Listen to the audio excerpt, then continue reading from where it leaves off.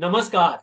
आजचा विषय तुझा बिझनेस मार्केटमुळे नाही थांबत, तो तुझ्या मनातील आवाजामुळे थांबतो. रात्री 2 वाजलेत, तू जागा आहेस, मोबाईल मध्ये बँक बॅलन्स पाहतोयस, क्लायंटने अजून पेमेंट दिलं नाही, टीमचा परफॉर्मन्स कमजोर आहे आणि अचानक मनात एक आवाज येतो, कदाचित या बिझनेससाठी तू बनलेलाच नाहीस. थांब. हीच ती जागा जिथे बहुतेक बिझनेस संपतात. बाहेरून सगळं ठीक दिसतं, इंस्टाग्रामवर पोस्ट, लोकांना वाटतं तुझा बिझनेस चांगला चाललाय, पण आतून डर, शंका, ओव्हर थिंकिंग आणि सर्वात मोठी चूक, तू मार्केटला दोष देतोस, कॉम्पिटिशनला दोष देतोस. पण खरं कारण काय आहे माहित आहे? तू स्वतःशीच कसा बोलतोस. जर हा आवाज चुकीचा असेल तर तुझे निर्णयही चुकीचे होणार आणि त्याची किंमत ग्रोथ थांबते. तुला वाटतं मला कॉन्फिडन्स आला की मी ग्रो होईल, पण सत्य उलट आहे.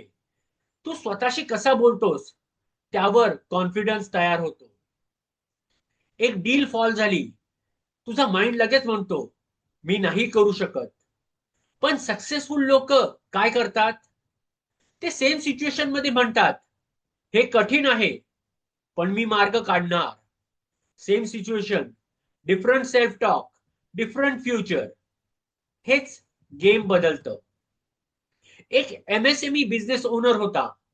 सुरुवातीला सगळं ठीक चाललं होतं, पण नंतर सेल्स कमी झाल्या, क्लायंट डिले करू लागले. तो रोज स्वतःला म्हणायचा, मी फेल होतोय. हळूहळू काय झालं? तो रिस्क घेणं बंद केलं, नवीन आयडियाज ट्राय करणं बंद केलं. बिझनेस थांबला.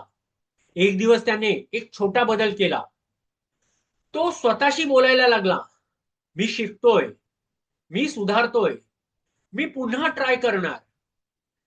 काय बदललं? कॉन्फिडन्स नाही, ऍक्शन बदललं. आणि ऍक्शन बदललं की रिझल्ट बदलले. तुला खरं सांगू, तुझा सर्वात मोठा कॉम्पिटिटर मार्केट नाही, तुझ्या डोक्यात चालणारा आवाज आहे. तू स्वतःला इन्सल्ट केलंस तर तुझं माइंड प्रोटेक्ट मोड मध्ये जातं. तू स्वतःला सपोर्ट केलंस तर तुझं माइंड ग्रोथ मोड मध्ये जातं. डिसिप्लिन हवा आहे, पण डिसरिस्पेक्ट नाही. मला इम्प्रूव्ह करायचं आहे, हे डिसिप्लिन.